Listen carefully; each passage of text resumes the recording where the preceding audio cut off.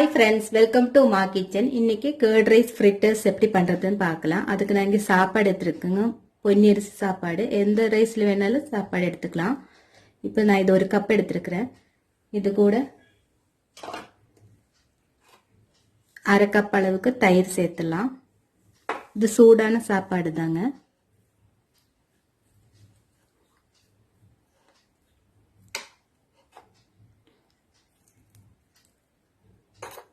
நல்லா மிக்ஸ் பண்ணிடலாம்.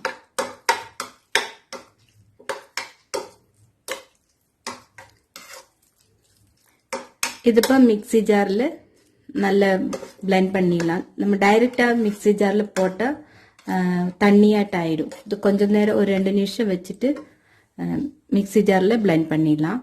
இது தேவையான அளவு அரை டீஸ்பூன் உப்பு ஆட் பண்ணிட்டேங்க. இப்போ நான் இது பிளெண்ட் பண்ணிட்டு வந்துடுறேங்க.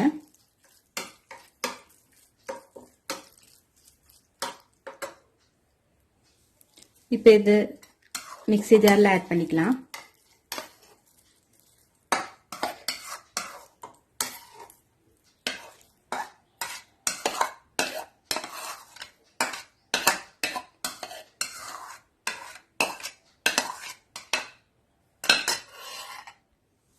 இப்போ இந்த கன்சிஸ்டன்சி போதுங்க. இது பாருங்க, நான் இப்போ அரை கப்பு கூட சேர்த்துட்டேன் சாப்பாடு. ஏன்னா தண்ணியாட்டு இருந்தது. சப்போஸ் உங்களுக்கு தனியாட்டு இருந்துச்சுன்னா கொஞ்சமாக சாப்பாடு ஆட் பண்ணிக்கோங்க. இது தாளிச்சிடலாம். நம்ம தயிர் சாப்பாடுக்கு ஆஸ் யூஷுவலாக எப்படி தாளிப்போமோ அதே மாதிரி தாளிச்சிட்ருங்க.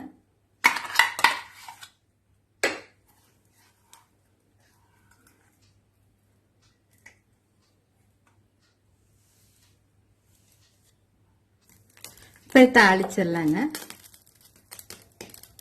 கொஞ்சமாக எண்ணெய் ஊற்றிருக்கிறேன், 1 டீஸ்பூன் அளவுக்கு. அரை டீஸ்பூன் கடுகு,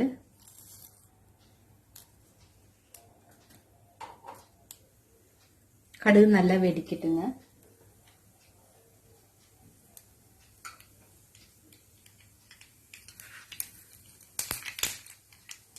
கடுகு நல்லா வெடிச்சிச்சு. அரை டீஸ்பூன் அளவுக்கு உளுந்து ஆட் பண்ணிக்கிறேன்.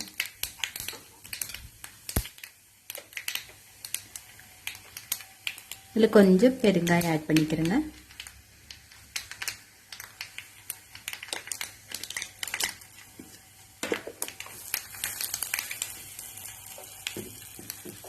இப்போ இதில்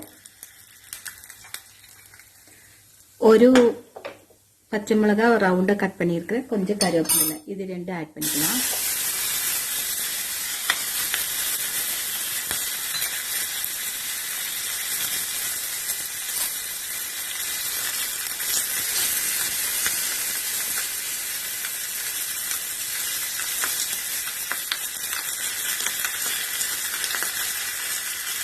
இப்போ இது ரெடி ஆயிடுச்சு.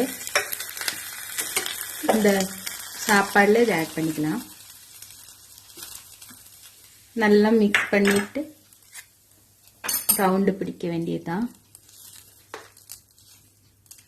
இதை மாற்றி வச்சுக்கலாம். நம்ம இது கோட்டிங் கொடுக்கறதுக்காக, பிரியாமல் இருக்கிறதுக்காக மைதா மாவு கரைச்சிடலாம். இப்போ இது ரெடி ஆயிடுச்சு. இதை மாற்றி வச்சுக்கலாம். உங்களுக்கு உளுந்து பருப்பெல்லாம் வேண்டாம்னு அவாய்ட் பண்ணிடுங்க.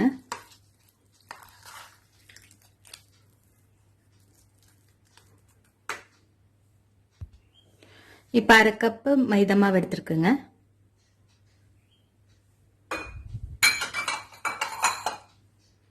இதில் தேவையான அளவு உப்பு ஆட் பண்ணிக்கலாம். கொஞ்சமாக உப்பு ஆட் பண்ணுறேங்க. இப்போ இதில் தண்ணி ஊற்றி நல்லா கரைச்சிடலாம்.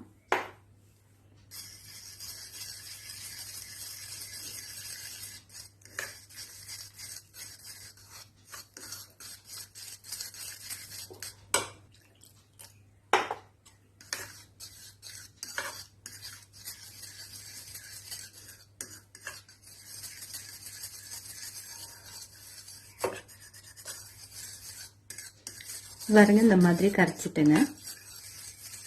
இந்த மாதிரி தண்ணியாட்டு இருந்தா தான் நல்லா இருக்கும். லம்ப்ஸ் எல்லாம் பார்த்துக்குங்க. ஜஸ்ட் ஒரு கோட்டிங் வந்தா போதும். அது அந்த சாப்பாடு பிரியாம இருக்கக்காக தான். இந்த பிரெட் அந்த அது உருண்டை பிடிச்சு பிரெட் கிரம்ஸ்ல போட்டு எண்ணெயில் பொரிச்சு எடுத்துடலாம். இப்போ இதை மாற்றி வச்சுக்கலாம். இது ரெடி ஆயிடுச்சு.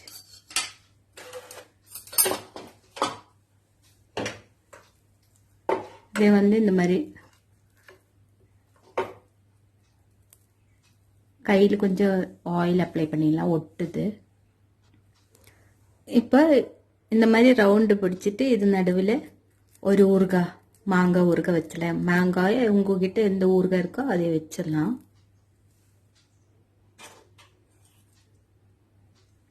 நான் இப்போ மாங்காய் தான் வைக்க போறேங்க.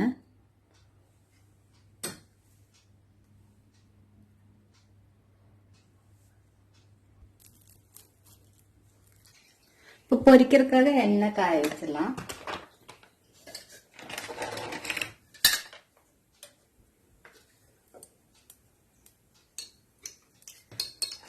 எண்ணெய் சூடாகட்டுங்க, பொரிச்சு எடுத்துடலாம்.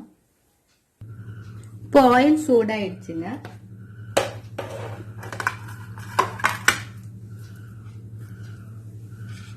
மைதா மாவு கரைசல் ஒரு பால்ஸ் ஆட் பண்ணிக்கலாம்.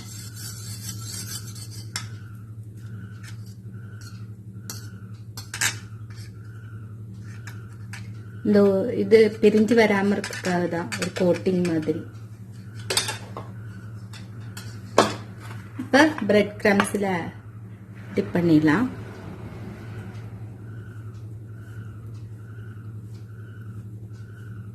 இப்போ பொரிச்சு எடுத்துடலாம். நம்ம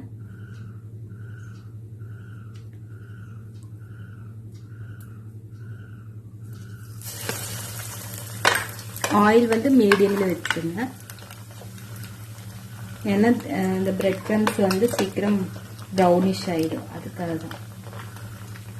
கிறிஸ்ப்னஸ் அவ்வளோக்கா இருக்காது, தீஞ்சு போயிடும். எல்லாமே இந்த மாதிரி பொரிச்செடுத்துலாம்.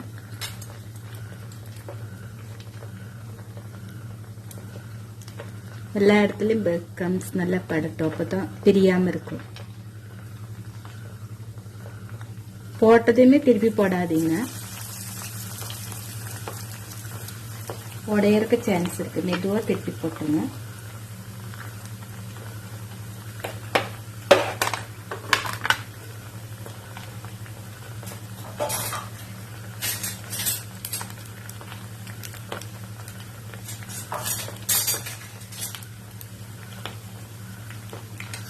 இது ரெடி ஆயிடுச்சு. திருப்பி போட்டுடலாம்.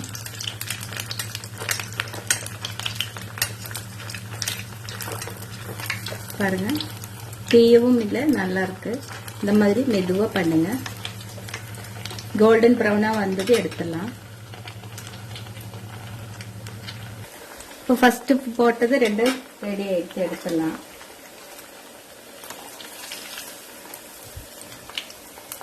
பாருங்க, கோல்டன் ப்ரௌனா கிறிஸ்பியா சூப்பரா வந்திருக்கு. இப்போ ட்ரெண்டிங்கில் போற ரெசிபி தான் இது. எல்லாருக்கும் தெரியும். குக் வித் கோமாளியில் தாமு சார் அப்ரிஷியேட் பண்ண ரெசிபி தான் இது.